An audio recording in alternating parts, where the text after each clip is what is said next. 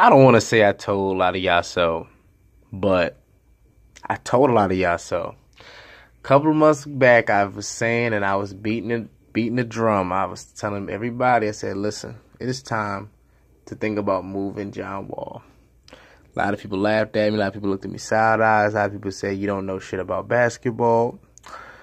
And it's amazing to me how all of a sudden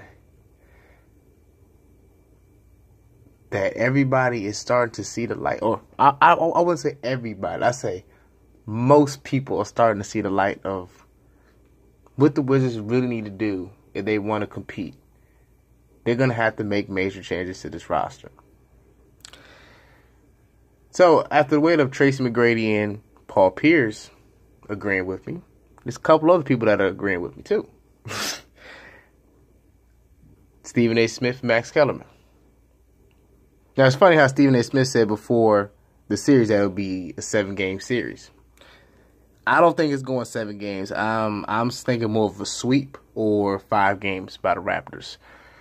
But I'm going to play you guys out of the clip what they had to say. And they feel that they need to make a decision to move either John Wall or Bradley Beal.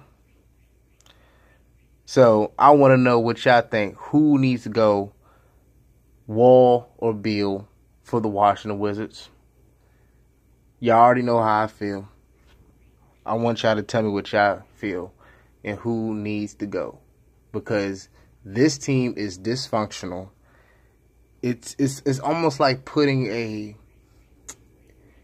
a dish together and you're missing some ingredients. And then you try to put that ingredients in and you just come to that conclusion once you taste it to try it that it just doesn't mix. And this team doesn't mix. In particular, John Wall and Bradley Beal. They don't mix together. They've been playing together for 6 seasons. And it's time to make a change. They've been together 6 years, like I've said. They've been to 3 conference semifinals, haven't gone past the second round. And you got John Wall on the books for another 5 more seasons of close to $200 million. And you have Bradley Beal with 3 years left after this season with close to $90 million. And this team is looking like they're about to get swept out of the first round. But when you look at, Bradley Beal covering his head with a towel when Gortat and John Wall are bickering on the bench, you see, as I've been saying all along, the Wizards are less than the sum of their parts. They need to move either John Wall or Bradley Beal, and Stephen A. brought up identified the one they need to move, which is John Wall, because you probably get more for him.